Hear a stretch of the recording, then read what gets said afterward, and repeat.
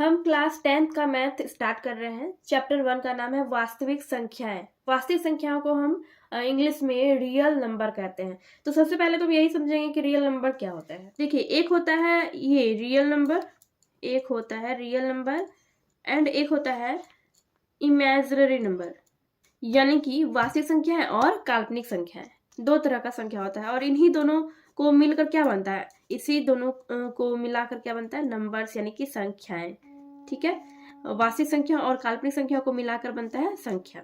ठीक, अब real number क्या होता है, जैसे कि हम जो भी नंबर लिखते हैं, जैसे 1 2 रूट 4 √9 1/2, इस तरह का कोई भी संख्या जिसका कोई वैल्यू होता है, जिसका हम कोई वैल्यू निकाल सकते हैं या फिर जिसका कोई वैल्यू होता है, तो वैसी संख्या जो है वैसा संख्या अब रियल नंबर कहलाता है, वास्तविक संख्या कहलाता है। अब ऐसा संख्या जिसका हम कोई वैल्यू नहीं निकाल सकते, उसका कोई मान ही नहीं है, वैसी संख्या को हम काल्पनिक संख्या कहते हैं। कि ऐसी संख्या जिसका हम सिर्फ कल्पना कर सकते हैं, जैसे कि मान लीजिए आपने दे दिया -4 और इस पर रूट दे दिया आपने, ठीक है, फिर यहाँ पे आपने दे दिया -9, इस पे भी रूट दे दिया।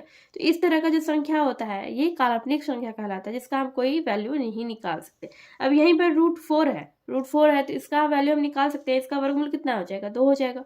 फिर -4 का वर्गमूल नहीं निकाल सकते, -9 का भी नहीं निकाल सकते। तो ऐसी संख्याओं को हम काल्पनिक संख्या कहते हैं और ऐसी संख्या को हम जिसका कोई वैल्यू होता है, जिसका कोई मान होता है, उसको हम रियल नंबर यानी वास्तविक संख्या कहते हैं। तो क्लास 10th का जो मैथ का फर्स्ट चैप्टर है, उस चैप्टर का क्या नाम है, वास्तविक संख्या। तो हम वास्तविक संख्या पे ध्यान देंगे, वास्तविक संख्या को हम डिटेल में पढ़ेंगे। चलिए हम देखते हैं इस चैप्टर में हम लोग क्या पढ़ने वाले हैं। दोस्तों, वास्तविक संख्याओं के अंदर हम कुछ और संख्याओं के बारे में जानेंगे। वैसे तो हमने ये सारा चीज पहले भी पढ़ रखा है, पर हम इस वीडियो में फिर से रिवाइज इसको करने वाले हैं, क्योंकि हम क्लास 10th मैथ का फर्स्ट चैप्टर स्टार्ट कर रहे हैं। देखिए, आपने इन संख्याओं के बारे में पहले भी पढ़ा होगा। प्राकृत संख्या, पूर्ण संख्या, पूर्णांक, भिन्न, परिमेय, अपरिमेय। भिन्न को मैंने यहाँ पे नहीं लिखा, वैसे मैं आपको बाद में इसको बता दूंगी। देखिए, प्राकृत संख्या ऐसी संख्या जिसकी हम गिनती कर सकते हैं, 1 से लेके 1 से लेके अनंत तक, जितना आप गिन सकते हैं, जितना आप गिनती कर सकते हैं, वो सारी संख्या क्या है, प्राकृत संख्या है। ठीक है, उसके बाद अगर हम इसी प्राकृत संख्या में 0 ऐड कर देते हैं तो वही पूर्ण संख्या बन जाता है। ठीक, पूर्णांक। अब इसी पूर्ण संख्या में अगर हम माइनस वाली संख्याओं को यानी ऋणात्मक संख्याओं को भी ऐड कर देंगे तो पूर्णांक बन जाएगा। ठीक है, इसमें कुछ भी नहीं है। देखिए, प्राकृत संख्या 1 से लेके अनंत तक होता है और इसी प्राकृत संख्या में अगर हम 0 ऐड कर देते हैं तो वो पूर्ण संख्या बन जाता है।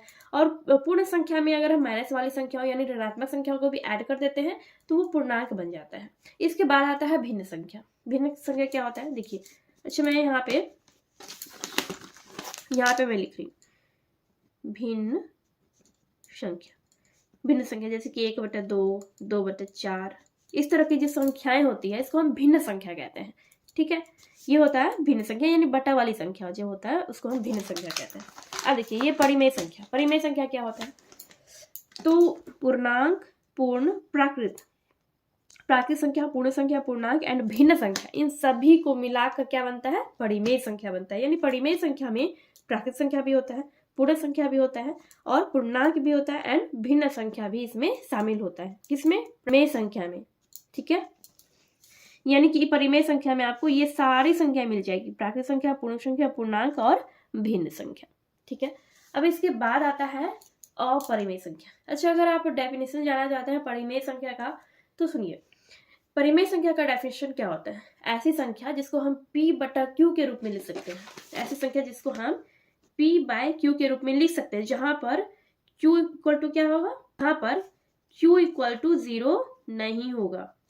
ठीक है, ऐसी संख्या जिसको हम P/Q के रूप में लिख सकते हैं, लेकिन जहां हर यानी नीचे वाला जो Q जो है वो आपका 0 नहीं होना चाहिए।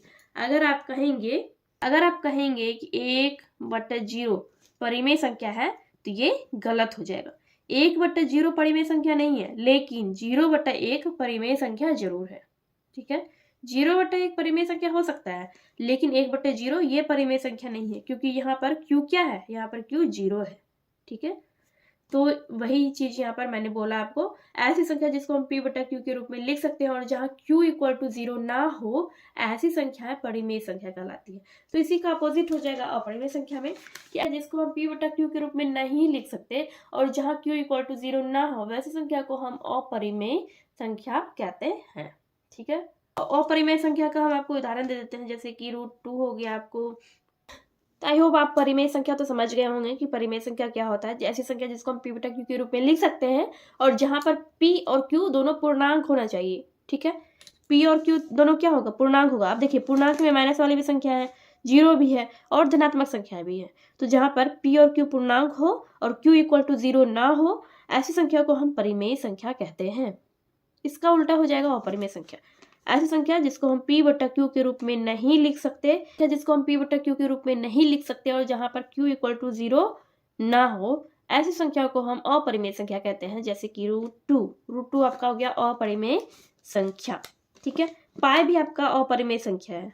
पाई क्या है, आपका अपरिमेय संख्या है। आपने देख लिया प्राकृत संख्या, पूर्ण संख्या, पूर्णांक, भिन्न संख्या, परिमेय संख्या एंड अपरिमेय संख्या।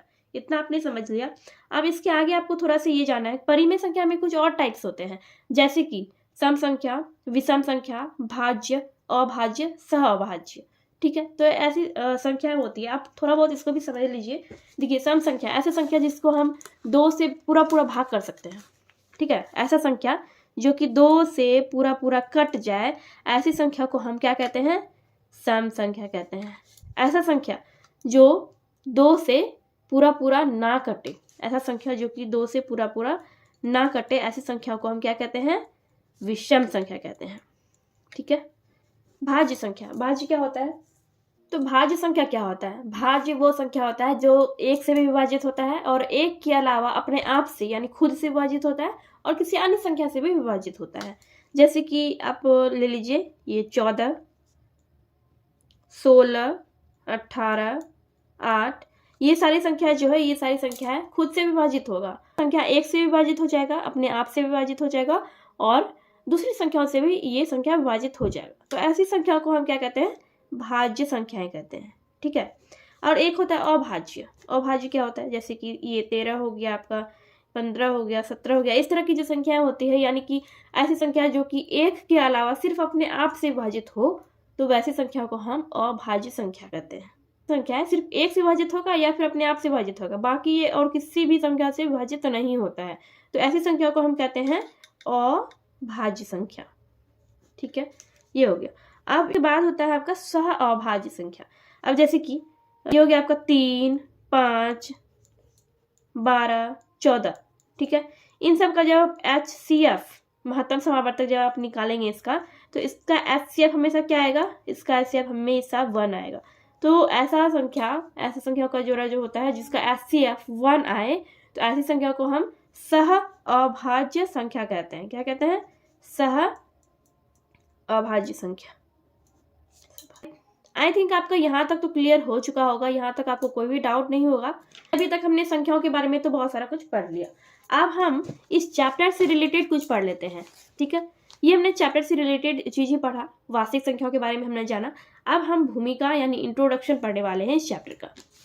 देखिए वास्तविक संख्या, वास्तविक संख्या में हम पढ़ने वाले हैं यूक्लिड विभाजन एल्गोरिथम के बारे में। ठीक है, यूक्लिड डिवीजन एल्गोरिथम।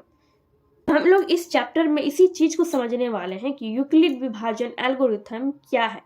ठीक है, और इसके थ्रू हम क्वेश्चंस को कैसे सॉल्व करेंगे। देखिए आपका जो पेज नंबर 4 है, इसमें दिया गया है यूक्लिड विभाजन प्रमेयिका के बारे में।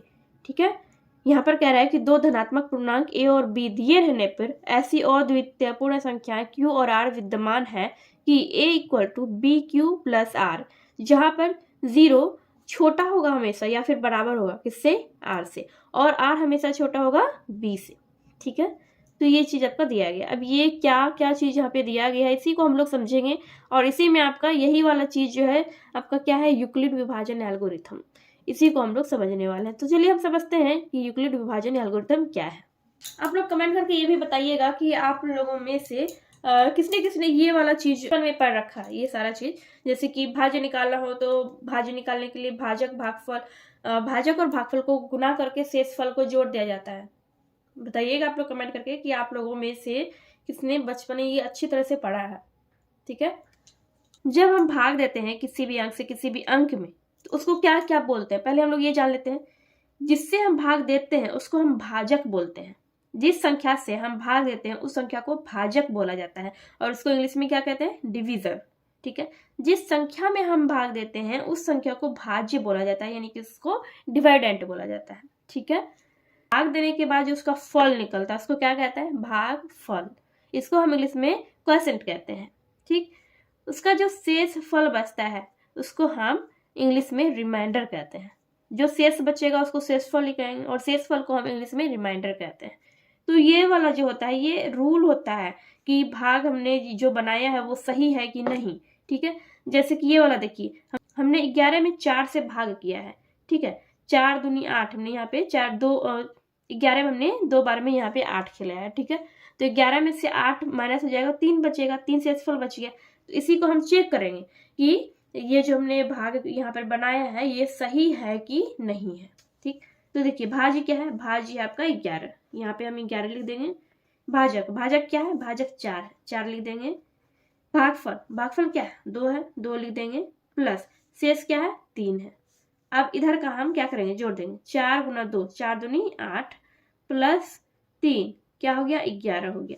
तो यहाँ पर देखिए क्या हुआ, 11 और इधर भी 11, यानी इधर वाला और इधर वाला दोनों बराबर हो गया। इसका मतलब है कि हमने जो भाग बनाया है वो बिल्कुल सही है, ठीक है।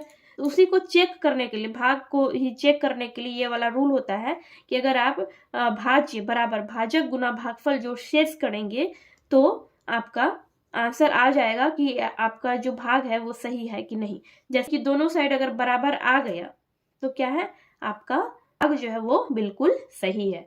चीज को यूक्लिड विभाजन एल्गोरिथम बना दिया गया है। कैसे बना दिया गया है, यूक्लिड विभाजन एल्गोरिथम क्या कहता है, यूक्लिड विभाजन एल्गोरिथम कहता है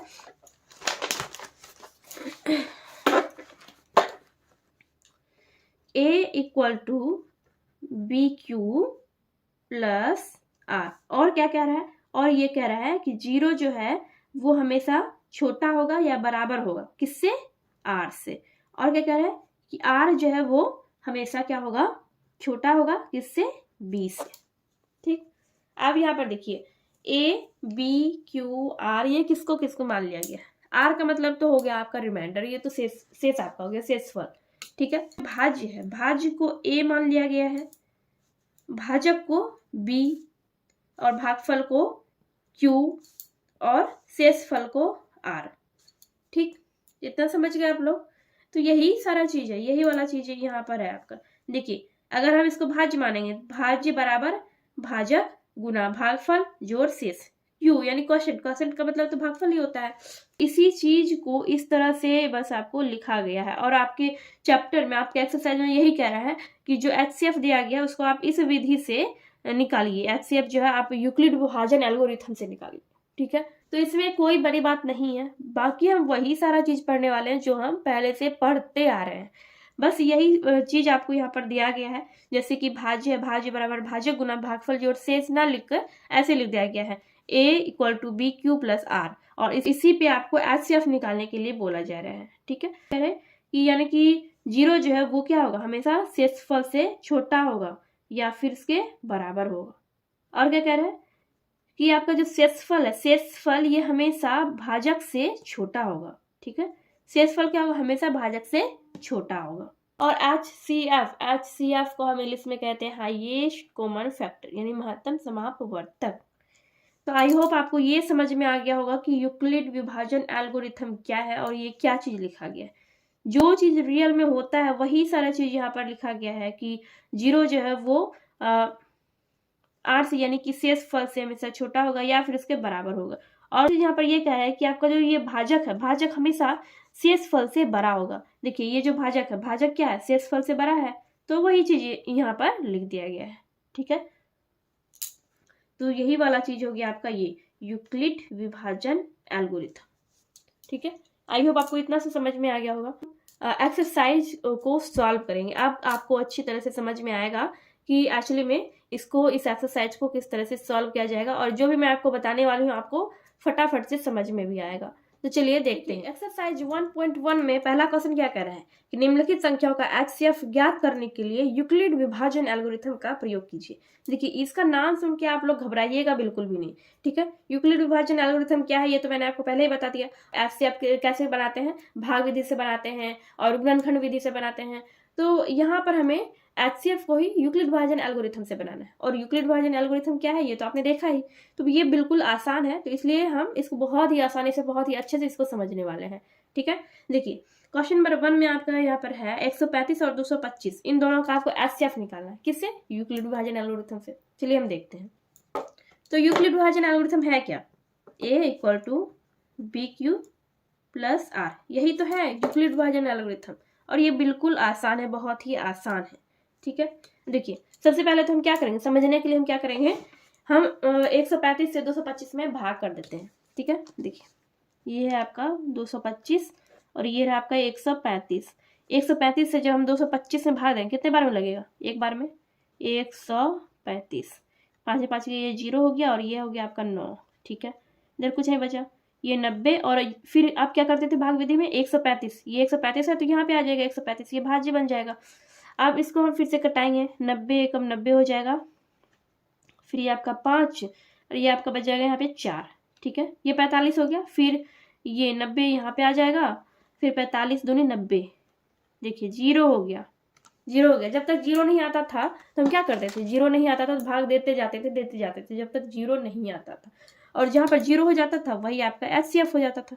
तो यही चीज, यही आंसर इसमें भी निकलने वाला है। अब कैसे हम इसका आंसर निकालेंगे यूक्लिड विभाजन एल्गोरिथम के द्वारा, देखिए यहाँ पर हम क्या करते हैं, यूक्लिड विभाजन एल्गोरिथम दो संख्या आपको दिया गया है 135 और 225। जो बड़ा संख्या होता है उसको हम क्या करते हैं, A मान लेते हैं, जो बड़ा है। इन दोनों में से बड़ा कौन सा है? 225 बड़ा है, तो 225 को हम A की जगह पे लिख लेंगे।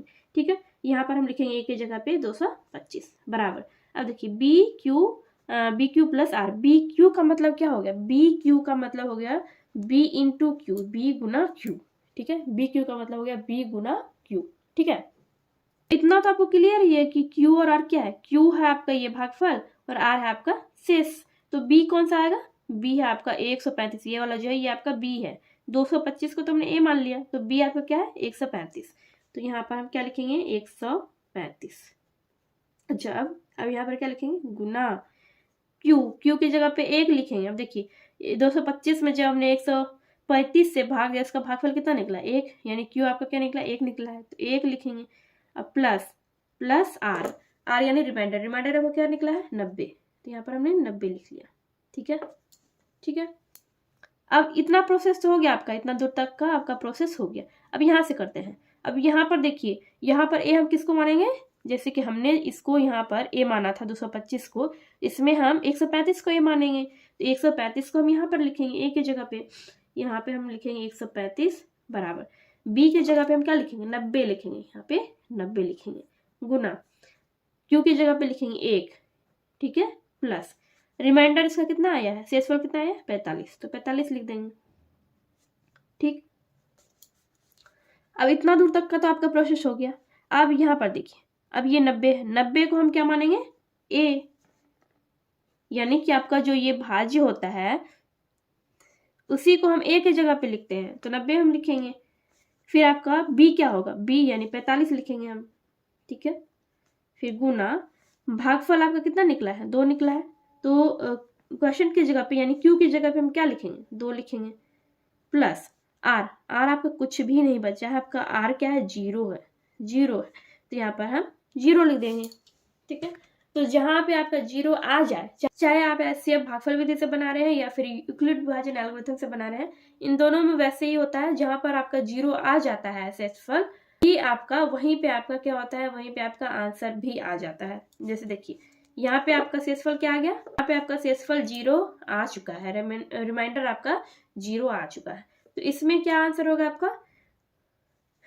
तो इसमें भी आपका आंसर यही आएगा, यानी कि आपका जो ये B निकलेगा, जिस लाइन में आपका R 0 आ जाता है उसी लाइन का जो B होगा, यानी कि आपका जो भाजक होगा वही आपका क्या कहलाएगा? वही आपका आंसर होगा। ठीक है, वही आपका HCF हो जाएगा।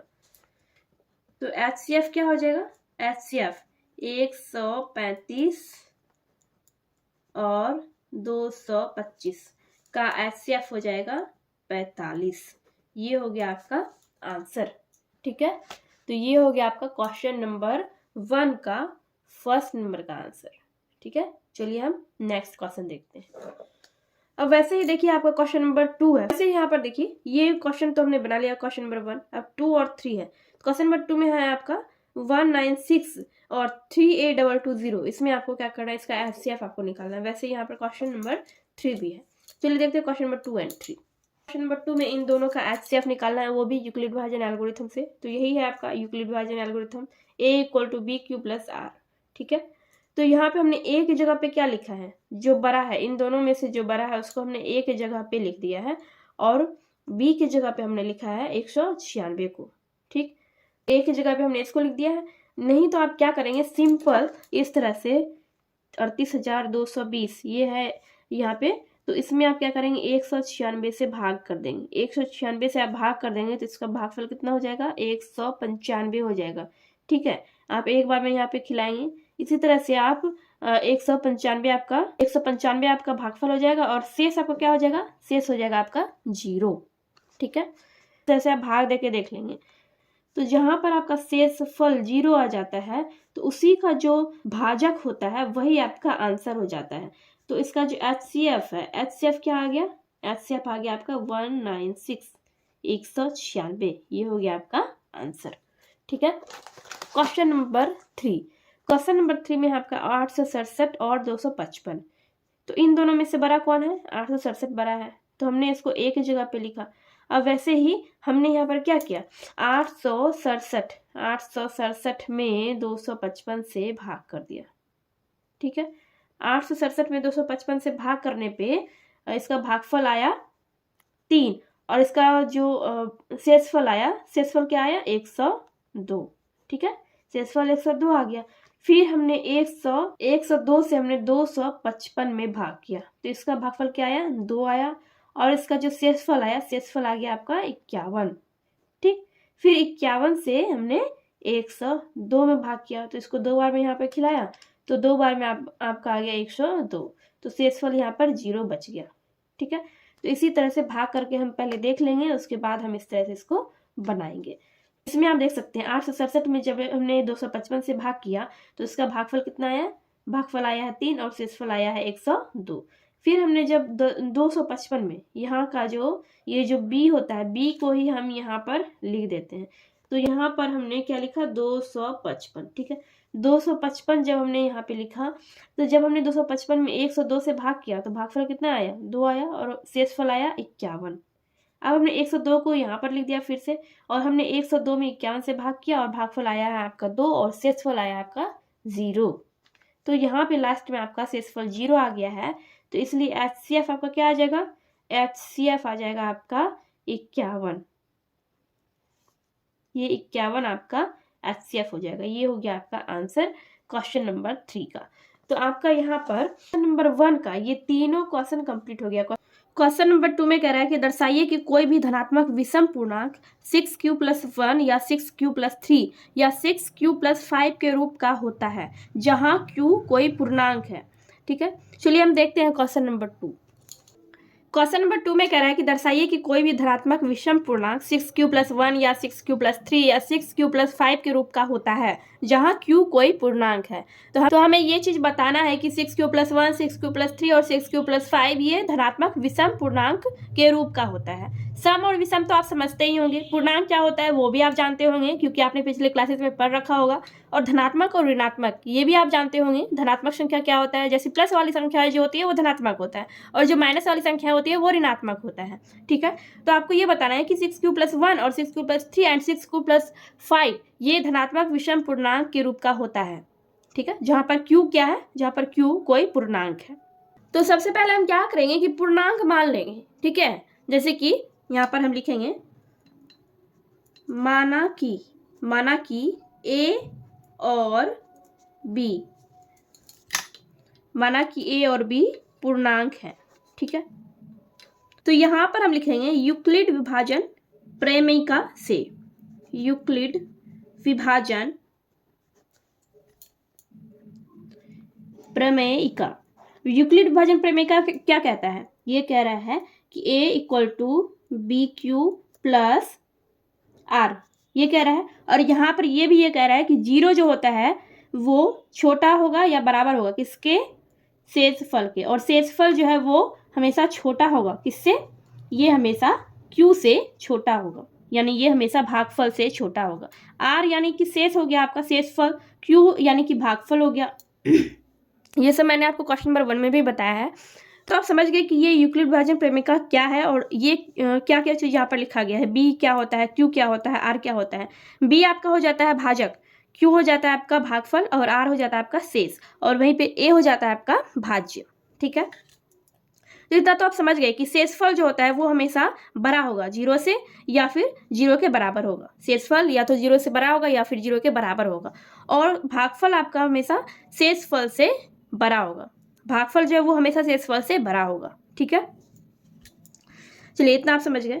अब यहाँ पर देखिए b इक्वल टू 6, चूंकि b इक्वल टू 6 ये हम क्यों लिख रहे हैं, b इक्वल टू 6 क्यों लिख रहे हैं। देखिए क्वेश्चन में आपको 3 विषम पूर्णांक दिया गया, लिखा हुआ है 6 cube plus 1, 6 cube plus 3 and 6 cube plus 5। ये आपको बताना है कि वो धनात्मक विषम पूर्णांक के रूप का होता है या नहीं होता है, ये आपको बताना है। तो यहाँ पर हम लिख देंगे b इक्वल टू 6। हमने क्यों लिखा, यहाँ पर लिख देंगे क्योंकि 6 cube plus 1, 6 cube plus 3 and 6 cube plus 5 के रूप का है, ये दिया हुआ है आपके क्वेश्चन में। ठीक है, तो 6 cube plus 1, 6 cube plus 3 and 6 cube plus 5 का मतलब क्या है, इसका मतलब हम लोग यहाँ पर समझ लेते हैं। ये देखिए 6 क्यूब प्लस 1 यानी कि 6 आपका क्या है, 6 हो जाएगा आपका भाजक, क्यू हो जाएगा आपका भागफल, और एक जो है एक आपका क्या है, ये है आपका शेषफल। ठीक है, अगर यहाँ पर कुछ भी कोई भी अंक रहता है, कोई भी संख्या रहती है, मान लीजिए कि आपका ये 10 दिया गया है यहाँ पे। ठीक है, ऐसे दिया नहीं है लेकिन हमने ऐसे यहाँ पर लिखा आपको समझाने के लिए। तो मान लीजिए कि यहाँ पे 10 दिया गया है, तो अगर 10 में अगर हम 6 से भाग देंगे तो उसका भागफल कुछ ना कुछ तो आएगा ही, लेकिन वो जो भी भागफल आएगा वो हमेशा शेषफल से बड़ा होगा। ठीक है, और ये जो शेषफल है, शेषफल हमेशा इससे भाजक से छोटा होगा। ठीक है, से आपका भाजक कितना है, भाजक आपका 6 है, और शेषफल हमेशा भाजक से छोटा होगा। ठीक है, तो यही चीज हम यहाँ पर लिखेंगे, इसी क्वेश्चन में हम इसको दर्शाएंगे कि आर बराबर क्या हो सकता है। आर बराबर आपका या तो 0 हो सकता है, या 1 हो सकता है, या 2 हो सकता है, या फिर 3 हो सकता है, या 4 हो सकता है, या फिर 5 हो सकता है। 6 आपका नहीं होगा। ठीक है, शेषफल हमेशा भाजक से छोटा होगा, तो 6 से छोटा यही सब होता है, 0 1 2 3 4 5। ठीक, और इसे आगे हम लिखेंगे तो वो 6 के बराबर हो जाएगा या फिर 6 से बड़ा हो जाएगा। तो 6 से छोटा जितनी भी संख्याएं थी यहाँ पर हमने लिख दिया। तो आर यानी कि शेषफल आपका यही आ सकता है। ये जो आपका प्रमेयिका है a equal to B Q plus R, इसमें ये जो आपका प्रमेयिका यहाँ पर दिया गया है, इस पे हम देखिए ये आपका 6 क्यू है, बी क्यू प्लस आर यानी कि ये 6 क्यू प्लस आर, ये आपका ये दिया गया है, और इसी में हम क्या करेंगे 6 क्यू प्लस आर। तो आर की जगह पे हम अब इन सबको बैठा के देखेंगे, इन सब का मान हम बैठा के देखेंगे। ठीक है, तो यहाँ पर हम क्या करेंगे 6 क्यू प्लस, पहले हम 0 रखते हैं, 6 क्यू प्लस 0 कितना हो जाएगा 6 क्यू हो जाएगा। 6 क्यू प्लस 0 करेंगे तो 6 क्यू हो जाएगा। 6 क्यू प्लस 1 करेंगे, ये आपका दिया गया 6 क्यू प्लस 1 होगा। फिर 6 क्यू प्लस 2 करेंगे तो आपका हो जाएगा 6 क्यू प्लस 2। फिर जो है आपका करेंगे क्या 6 Q plus 3, 6 Q plus 3, R की जगह पे हम 0 1 2 3 सब ऐसे करके बैठा के देख रहे हैं। तो 6 क्यू प्लस 3 करेंगे तो आपका हो जाएगा 6 क्यू प्लस 3 होगा। 6 क्यू प्लस आर की जगह पे हम क्या लिख रहे हैं, आर की जगह पे हम यहाँ पर अब 4 लिखेंगे तो 6 क्यू प्लस 4 ही होगा। 6 क्यू प्लस 5 करेंगे तो 6 क्यू प्लस 5 होगा। ठीक, तो इस तरह से हम क्या कर रहे हैं कि आर की जगह पे हम 0 1 2 3 4 5 ये सब बैठा के हम देख रहे हैं। तो सॉल्व करने पे क्या आएगा, यही आएगा 6 Q plus 1 equal to 6 Q plus 1 आ जाएगा। वैसे ही 6 क्यू प्लस 2 करेंगे तो 6 क्यू प्लस 2 आ जाएगा। अब इसमें आपको ये देखना है कि इसमें कौन कौन सा सम है और कौन कौन सा विषम है। अब इसमें सम संख्या है वो सम होगा, जैसे कि ये देखिए 6 आपका क्या है, 6 तो आपका सम संख्या है।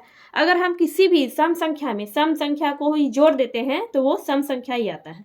ठीक है, मान लीजिए कि आपका ये देखिए सम संख्या, मान लीजिए कि आपका 6 यहाँ पर दिया गया है। ठीक, इसमें अगर आप सम संख्या ही जोड़ेंगे, 6 में अगर आप 2 जोड़ेंगे तो आपका 8 आएगा, 6 में अगर आप 6 जोड़ेंगे तो आपका 12 आएगा। ठीक है, किसी भी सम संख्या में अगर आप सम संख्या को ऐड कर देते हैं तो आपका सम संख्या ही आता है। तो यहाँ पर आपका कौन कौन सा है सम संख्या, ये आपका सम है, ये आपका सम है। इसमें हम ई लिख सकते हैं, ई यानी इवन नंबर होता है यानी सम संख्या। देखिए ये आपका सम है, फिर ये भी आपका सम है क्योंकि यहाँ पर 2 है। देखिए 6 और 2, 6 2 कितना हो जाएगा, 8 हो जाता है, तो ये आपका सम हो जाएगा। फिर यहाँ 6 क्यूब प्लस 4 है, तो ये भी आपका सम संख्या होगा। तो ये तीनों आपका सम संख्या है। और ऑड कौन कौन सा हो गया आपका, यानी कि विषम संख्या हो गया आपका ये 6 क्यूब प्लस 1, ये हो गया आपका ऑड। फिर 6 क्यूब प्लस 3, ये भी आपका ऑड हो गया। 6 क्यूब प्लस 5, ये भी आपका ऑड हो गया। ठीक है, तो यही चीज हमें बताना था कि 6 क्यूब प्लस 1 और 6 cube plus 3 and 6 cube plus 5 ये धनात्मक विषम पूर्णांक के रूप का है या नहीं। ठीक है, तो अब हम आंसर में लिखेंगे। देखिए यहाँ पे 3 तो आपका निकल गया, 6 cube plus 1, 6 cube plus 3 and 6 cube plus 5, ये आपका निकल गया कि ये सब क्या है, ये विषम है और बाकी का जो है वो सब सम है। ठीक, तो यहाँ पर हम लिखेंगे अतः 6 cube plus 1, 6 cube plus 3 and 6 cube plus 5 धनात्मक विषम पूर्णांक के रूप का है। ठीक है, यही हो गया आपका आंसर। तो यही चीज था आपका क्वेश्चन नंबर 2 में, यही चीज आपको दर्शाना था।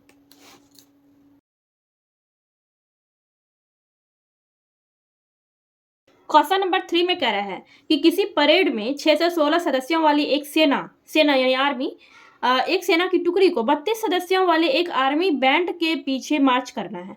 दोनों समूहों को समान संख्या वाले स्तंभ में मार्च करना है। उन स्तंभों की अधिकतम संख्या क्या है जिसमें वे मार्च कर सकते हैं। ठीक है, ये तो क्वेश्चन है और पहले तो आपको क्वेश्चन को अच्छी तरह से समझना होगा। तो पहले हम क्वेश्चन को अच्छी तरह समझते हैं, फिर इसको हल करेंगे। देखिए यहाँ पर हमने एक फिगर बना लिया आपको समझाने के लिए। क्वेश्चन में क्या कह रहा है कि 616 सदस्यों वाली एक सेना की टुकड़ी को 32 सदस्यों वाले एक आर्मी बैंड के पीछे मार्च करना है, ये कह रहा है। तो ये आर्मी बैंड और इसी के पीछे सेना रहेगा, पहले इतना समझिए। ये आर्मी बैंड है, ठीक है, और इसके पीछे 616 सेना के सदस्य रहेंगे। ठीक है, यहाँ पे जो मैंने दिया है ये आप 32 नहीं है, ना ही यहाँ पे 616 है। मैंने आपको बस यहाँ पे समझाने के लिए इस तरह से कुछ पॉइंट्स, इस तरह से कुछ फिगर बनाए हैं। ठीक है, तो मान लीजिए कि ये आपका 32 आर्मी बैंड है और ये आपका 616 सेना का सदस्य है। तो 16 सेना का जो सदस्य है ये किसके पीछे मार्च करेगा, ये आर्मी बैंड के पीछे मार्च करेगा। ठीक है, क्या कह रहा है कि दोनों समूहों को समान संख्या वाले स्तंभों में मार्च करना है। ठीक है, दोनों समूहों को समान संख्या वाले स्तंभों में मार्च करना है, यानी कि एक स्तंभ जो होगा वो समान होगा, उसमें समान संख्या होगा, फिर इसमें भी समान संख्या होगा। तो ऐसे कितने स्तंभ होंगे जिसमें कि वो दोनों आर्मी और सेना के सदस्य मार्च कर सकेंगे। जैसे कि एक स्तंभ हो गया, 2 स्तंभ हो गया, 3 स्तंभ हो गया, इस तरह से कितने स्तंभ, कितने रो होंगे जिसमें कि वो सेना के सदस्य मार्च कर सकते हैं, ये आपको बताना है। तो क्वेश्चन में दिया गया है कि सेना का सदस्य है 616 और आर्मी बैंड है 32। तो इन दोनों में से कौन बड़ा है, 616 और 32 में से कौन बड़ा है, 616 बड़ा है। ठीक है, तो जो बड़ा रहता है वो होता है ए। हम यहाँ पर यूक्लिड विभाजन प्रमेयिका का उपयोग करेंगे। ठीक है, तो यहाँ पर हम लिखेंगे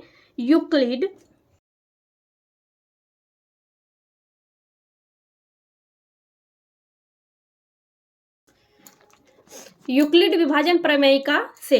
तो यूक्लिड विभाजन प्रमेयिका कहता है कि a = b³ + r। ठीक है, मैंने यहाँ पे ये तो लिख दिया, लेकिन इसमें देखिए यहाँ पर क्या कह रहा है इस क्वेश्चन में, उन स्तंभों की अधिकतम संख्या क्या है जिसमें वे मार्च कर सकते हैं। यहाँ पर आपको अधिकतम संख्या पूछ रहा है, तो जब भी अधिकतम संख्या पूछे तो आपको HCF निकालना है। ठीक है, तो यहाँ पर आपको अधिकतम संख्या पूछ रहा है, यानी कि आपको इसका HCF निकालना है। तो HCF आपको यूक्लिड विभाजन प्रमेयिका से निकालना है। ठीक है, यूक्लिड विभाजन एल्गोरिथम से आपको HCF इसका निकालना है।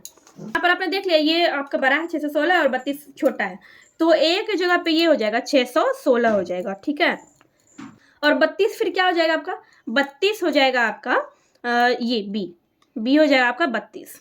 जो इससे छोटा रहेगा, देखिए ये हो गया ए और ये हो गया बी।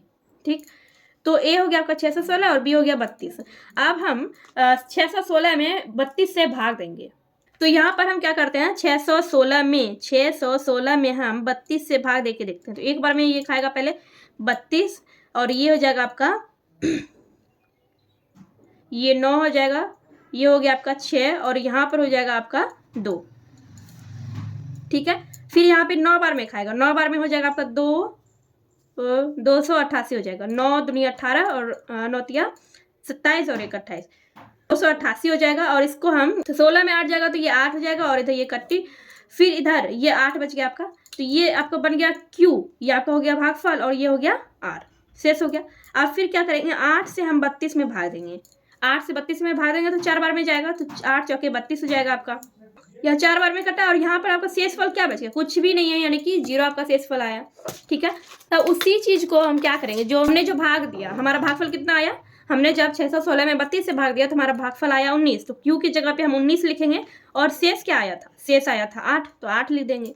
फिर यहाँ पे अब ये जो है, ये 32 जो है यहाँ आ जाएगा, क्योंकि अब ये ए बन चुका है। अब 32 से भाग देना है, किससे देना है, 8 से देना है। 8 से भाग देना है, तो 8 अब यहाँ पर लिखेंगे। और गुना में देखिए भागफल क्या आया था, 32 से भाग देने पे 4 आया था, और शेषफल आया था 0। ठीक है, तो अब यहाँ पर शेषफल 0 आ गया, तो शेषफल 0 आ गया। और यहाँ पर देखिए बी की जगह पे क्या आया है, 8 आया है, तो यही हो जाएगा आपका आंसर। यहाँ पे हम लिखेंगे 8 स्तंभ। उन स्तंभों की अधिकतम संख्या क्या है जिसमें वे मार्च कर सकते हैं, उन स्तंभों की अधिकतम संख्या क्या है, 8 है। 8 आपका आंसर आया, ये आपका हो गया आंसर। इस तरह से आपको यूक्लिड विभाजन एल्गोरिथम से एचसीएफ निकालना था, जो कि आपका निकल चुका है। इसका आंसर आया है 8। तो क्वेश्चन नंबर 3 आपका यहाँ पर कंप्लीट हो गया। क्वेश्चन नंबर 4 में है, यूक्लिड विभाजन प्रमेयिका का प्रयोग करके दर्शाइए कि किसी धनात्मक पूर्णांक का वर्ग किसी पूर्णांक m के लिए 3m या 3m+1 के रूप का होता है। ठीक है, ये आपको साबित करना है, ये आपको प्रूफ करना है। जैसे आपने क्वेश्चन नंबर 2 में प्रूफ किया था कि 6q+1, 6q+3 एंड 6q+5 ये धनात्मक विषम पूर्णांक के रूप का होता है। वैसे ही आपको क्वेश्चन नंबर 4 में भी प्रूफ करना है कि किसी धनात्मक पूर्णांक का वर्ग किसी पूर्णांक m के लिए 3m या 3m+1 के रूप का होता है, ये आपको बताना है। ठीक है, यहाँ पर भी आपको प्रूफ करना है। चलिए हम देखते हैं क्वेश्चन नंबर 4। तो यहाँ पर भी हम लिख लेंगे, यहाँ पे मान लेंगे हम, माना कि ए और बी पूर्णांक हैं। ठीक है, जहां पर बी क्या है, बी आपका दिया गया है 3, क्योंकि क्वेश्चन में दिया है, यहां पर हम लिख देंगे क्योंकि 3m+1 दिया है। क्वेश्चन में 3m और 3m+1 ये दिया हुआ है, इसलिए हमने बी को क्या मान लिया, 3। अब यहां पर हम लिखेंगे यूक्लिड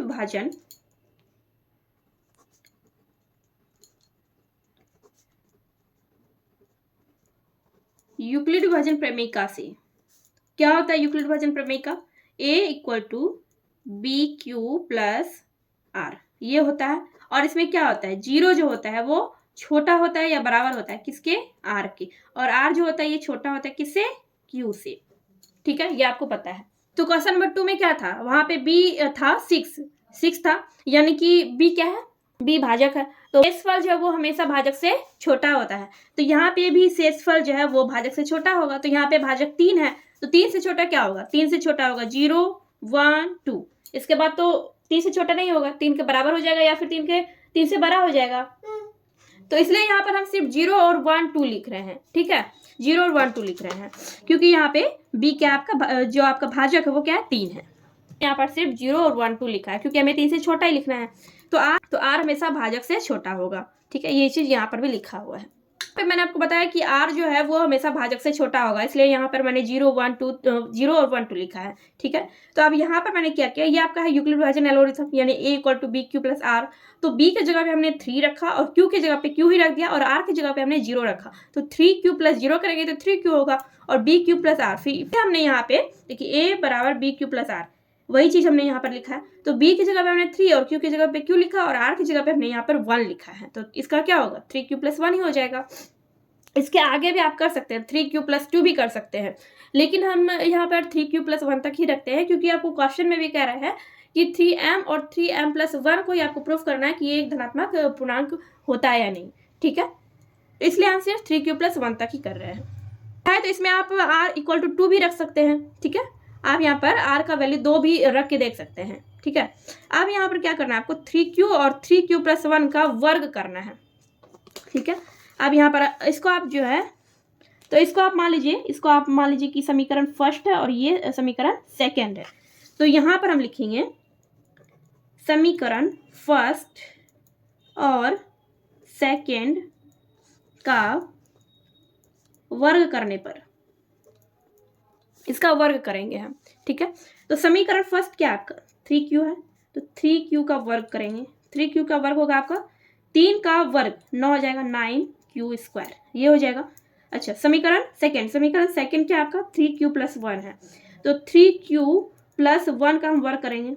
इसको आप a² वाले फॉर्मूले पर आप इसको तोड़ सकते हैं। तो मान लीजिए कि ये a है और ये वाला b है, तो क्या होता है फॉर्मूला a² + 2ab + b², ऐसे होता है, या फिर a² + b² + 2ab होता है। ठीक है, तो हमने यहाँ पर क्या किया है कि इसको a + b के होल स्क्वायर वाले फॉर्मूले पे तोड़ लिया है। तो इसका फॉर्मूला यही होता है a² + 2ab + b², ठीक है, या फिर a² + b² + 2ab, यही फॉर्मूला होता है।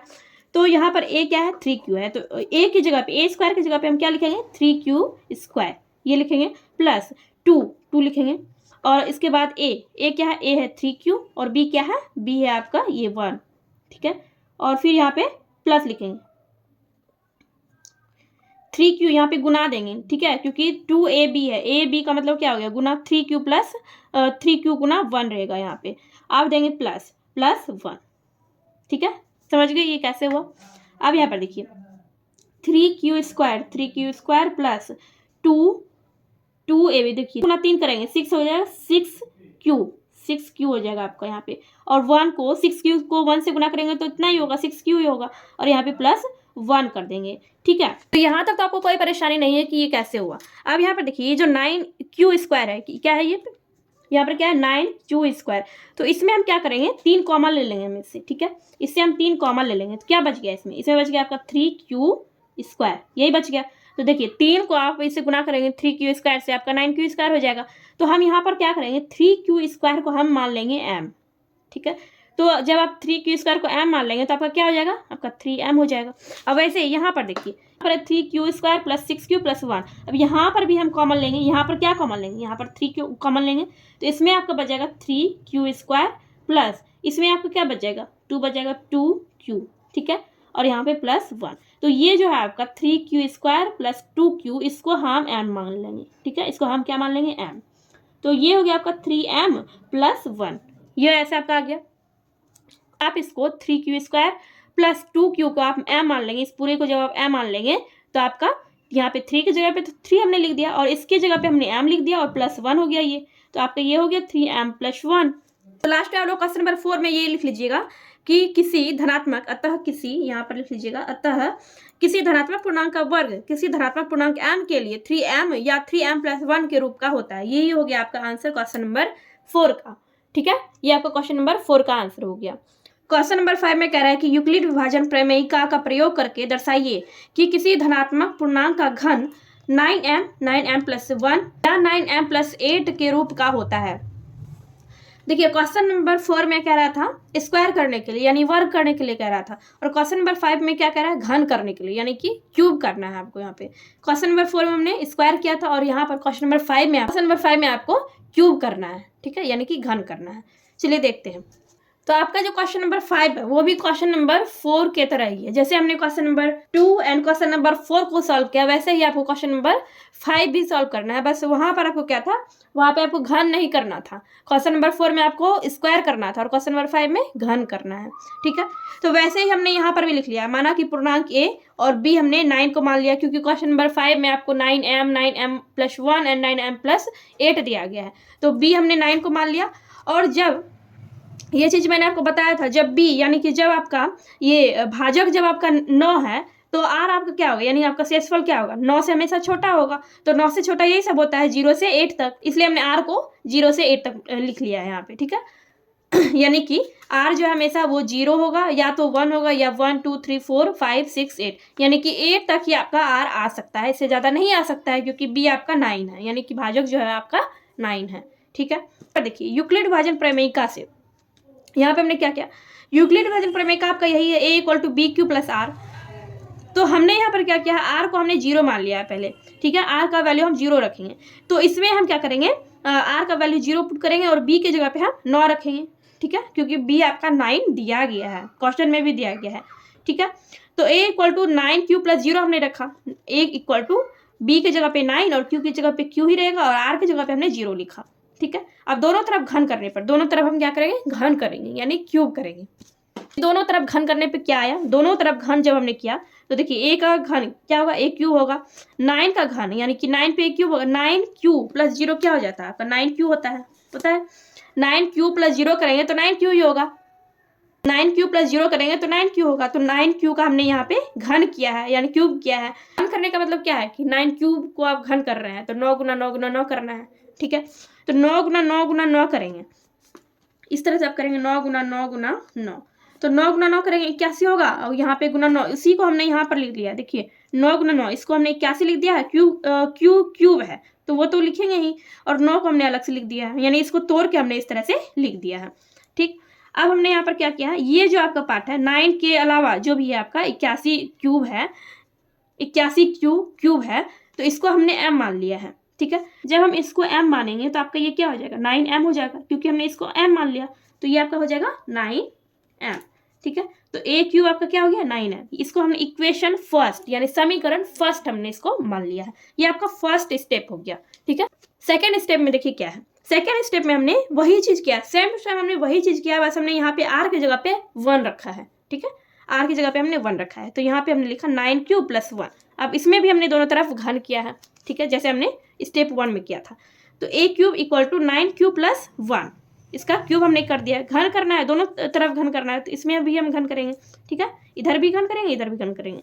तो अब इसको जो है, इसको देखिए 9 क्यूब प्लस 1, ये आप इसको a मान सकते हैं और इसको b मान सकते हैं। तो a प्लस b के होल क्यूब वाले फॉर्मूले पे हमने इसको तोड़ दिया है, ठीक है।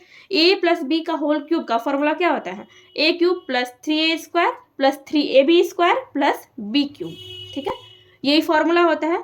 तो इसी पे हमने, उसी के फॉर्मूले पे हमने इसको तोड़ दिया है यहाँ पे, ठीक है। तो आपका ये सारा क्या है, यहाँ पे हमने उसी तरह लिख दिया। ये आपका हो गया a क्यूब, यहाँ पे आपका हो गया 3a स्क्वायर b, और ये plus 3ab square plus b cube, ठीक है। तो यहाँ पे 9q का क्यूब होगा आपका 729, इस तरह से सॉल्व करिएगा तो ये आएगा आपका 729। फिर इसको 9 गुना 3, देखिए 9 9 81, 81 व 81 को 3 से गुना करेंगे 243 क्यूब होगा, क्यूब स्क्वायर, ठीक है।